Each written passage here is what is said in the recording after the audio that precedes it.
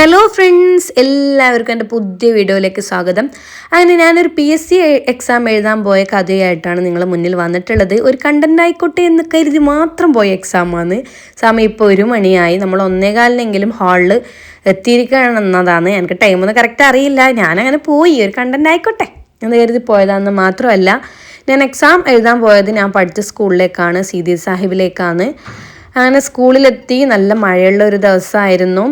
നോക്കുമ്പോൾ സ്കൂളിൻ്റെ എല്ലാം മുഖമാകെ മാറിയിട്ടുണ്ട്. +2 കഴിഞ്ഞ ശേഷം പിന്നെ ഞാൻ സ്കൂളിലേക്ക് വന്നിട്ടില്ല. അതിൻ്റെ ആവശ്യമില്ല.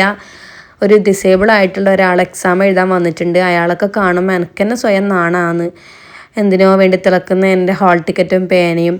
കുറേ പഠിച്ച കുട്ടികളുടെ മുഖത്ത് ടെൻഷൻ ഉണ്ട്. അവർക്ക് ടെൻഷൻ ഉണ്ടാവും. പഠിക്കാതെ എനിക്കൊരു ടെൻഷനും ഇല്ല. എന്തെങ്കിലുമൊക്കെ കറക്കി കുത്തിയാൽ മതിയല്ലോ.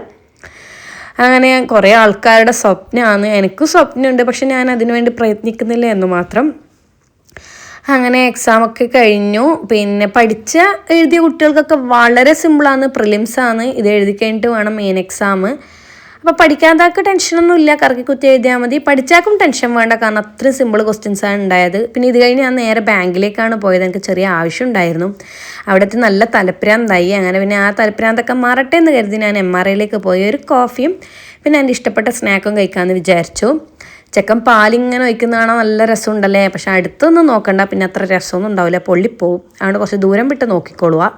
പിന്നെ ഇവിടുത്തെ കടികൾ അതെൻ്റെ ഫേവറേറ്റാണ്. നമുക്ക് ഈ ഒരു ടേസ്റ്റ് പിന്നെ എവിടെ പോയാലും കിട്ടൂല. ഇവിടുത്തെ കോഫിയും സ്നാക്സും നല്ല നല്ല ടേസ്റ്റാണ്. പക്ഷെ അതിനനുസരിച്ച് നല്ല പൈസയും ഉണ്ട്. പിന്നെ എന്തിനും ഒരു GST ആണല്ലോ. പിന്നെ ഇടയ്ക്കൊക്കെ ഇങ്ങനെ പൈസ നോക്കാതൊക്കെ കഴിക്കാം. അങ്ങനെ ഞാൻ നിങ്ങൾക്ക് എങ്ങനെയെങ്കിലും എടുത്ത കടീൻ്റെ വീഡിയോ കാണിച്ചിട്ടുണ്ടെന്ന് വിചാരിച്ച് കഷ്ടപ്പെട്ട് വീഡിയോ എടുക്കാൻ വേണ്ടിയിട്ട് അവിടെ ഞാൻ ഇങ്ങനെ പെടാപ്പാട് പെടയുന്നു. അത്രയും തിരക്കുണ്ടായിന്. പിന്നെ ഞങ്ങൾക്ക് അവിടുത്തെ ഒരു ചിക്കൻ ക്രീമി കോൺ ക്രീമി ചിക്കൻ എന്തുകൊണ്ടൊരു സമൂസ ടൈപ്പ് ഒരു സാധനം ഉണ്ട്. എനിക്ക് അത് അവിടുത്തെ ഫേവറേറ്റാണ്. റീസെൻ്റ്ലി ഞാനിപ്പോൾ അത് തന്നെയാണ് അവിടെ പോയാൽ കഴിച്ചുകൊണ്ട് നിൽക്കൽ.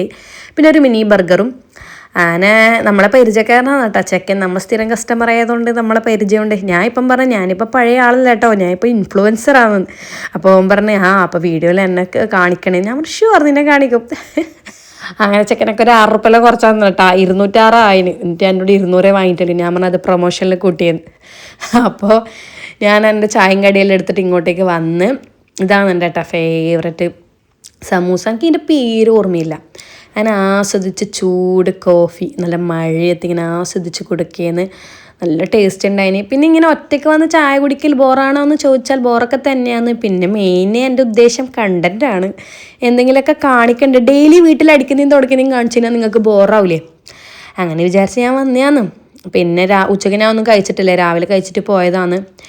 ബർഗർ ആദ്യം സോസ് ഒഴിച്ച് കഴിച്ചു, പിന്നെ സോസ് ഒഴിക്കാതെ കഴിച്ചു. അങ്ങനെയൊക്കെ ആസ്വദിച്ച് കഴിച്ചു. നല്ല ടേസ്റ്റ് ഉണ്ടായിരുന്നു. കോഫി തീർന്നു. രണ്ടാമത് വാങ്ങാൻ ഞാൻ അവിടെ പോകണം, ഭയങ്കര തിരക്കാന്നുകൊണ്ട്. പിന്നെ വിചാരിച്ചു ഒന്നിലൊതുക്കാൻ വീട്ടിൽ പോയിട്ട് ചായ കുടിക്കാമല്ലോ. അങ്ങനെ ബർഗറൊക്കെ കഴിഞ്ഞു. ഞാനിങ്ങനെ ചുറ്റുപാടും നോക്കിയത്. നല്ല മഴയെന്ന്. റെയിൻകോട്ടൊക്കെ ഇട്ടിട്ടാണ് ഞാൻ പോയത്. അപ്പം പിന്നെ നല്ല മഴയാണല്ലോ. അങ്ങനെ ഞാനിങ്ങനെ MRIയിൽ ഇങ്ങനെ വീക്ഷിക്കാൻ നല്ല സുഖം. കുറേ സമയം ഇങ്ങനെ ഇരുന്ന് സൂഹിക്കാൻ പറ്റൂല. കുട്ടികൾക്കുള്ള സ്നാക്സൊക്കെ ഞാൻ അവിടെ ഓർഡർ കൊടുത്തിട്ടാണ് ഇവിടെ കുടിക്കാൻ വേണ്ടിയിട്ട് വന്നത്. ഞാൻ ആ ചെക്കൻ്റെ കയ്യിൽ നിന്ന് അത് വാങ്ങിയിട്ട് ഞാൻ ടാറ്റ ബൈ ബൈ ഒക്കെ പറഞ്ഞ് പോയി. പിന്നെ ഇതെൻ്റെ വീട്ടിലേക്ക് പോകുന്ന വഴിക്കുള്ള റോഡാണ് കേട്ടോ. ഇത് കാണാനൊക്കെ ഭയങ്കര പ്രകൃതി രമണീയമാണ്, പക്ഷേ ഭയങ്കര രമണീയായി ആണ് റോഡിൻ്റെ അവസ്ഥ. നമ്മളെ വയനാട് ചുരം ബേക്കിൽ നിൽക്കേണ്ടി വരും. ആര് വന്നാലും പറയും നിൻ്റെ വീട്ടിലേക്കുള്ള റോഡൊരു റോഡും തന്നെപ്പാ. കാരണം അത്രയും വളവാണ് ഗൈസ്. വളവ് എന്നെല്ലാം പറഞ്ഞാൽ തിരിഞ്ഞ കൊക്കയാവും. പിന്നെ എനിക്കൊരു കഥയൊക്കെ പറയാനുണ്ട്, ഞാൻ പിന്നീട് പറയാം. ഓക്കെ, അപ്പം തൽക്കാലം നിങ്ങൾ ഇതൊക്കെ കേട്ടാൽ മതി. പിന്നീട് കുറച്ചും കൂടി ആകുമ്പോൾ ഞാൻ എൻ്റെ കഥകളൊക്കെ പറയുന്നതായിരിക്കും. അപ്പം ഞാൻ നിങ്ങൾക്ക് ഇതൊക്കെ കാണിച്ചെന്ന്. ഞാൻ കാർ എടുത്തിട്ടൊക്കെ വരുത്തുന്നുണ്ട്, പക്ഷേ കുറവാണ്. ഇപ്പം ഞാൻ സ്കൂട്ടർ എടുത്തിട്ടാണ് വരുത്തുക, കാരണം ഇതാണ് എളുപ്പം. കാരണം വേറൊരു വണ്ടിയൊക്കെ വന്നിട്ടുണ്ടെങ്കിൽ വല്ലാത്ത പണിയായി പോവും. അങ്ങനെ പിന്നെ വീട്ടിലേക്ക് പോയി. വീട്ടിലാണെങ്കിൽ ഭയങ്കര സങ്കടമായിരുന്നു ഗൈസ്. കാരണം രാവിലെ അലക്കാനുള്ള ഡ്രസ്സ് കുറച്ച് അലക്കിയിട്ട് ഞാൻ എക്സാം എഴുതാൻ പോയതാണ്. പെട്ടെന്നുള്ള തീരുമാനമായിരുന്നു എക്സാമിന് എഴുതാൻ പോക്ക്. അങ്ങനെ നിങ്ങളോട് ടാറ്റാ ബൈ ബൈയും പറഞ്ഞ് ഞാൻ ബാക്കിയുള്ള പണികളിലേക്ക് പോയി. എൻ്റെ വീഡിയോ നിങ്ങൾക്ക് ഇഷ്ടപ്പെടുന്നുണ്ടെങ്കിൽ എന്തായാലും ലൈക്ക് ചെയ്യണം, സബ്സ്ക്രൈബ് ചെയ്യണം. അപ്പോൾ അടുത്ത വീഡിയോ ആയിട്ട് വീണ്ടും കാണുന്നതായിരിക്കും. Bye bye, Tata.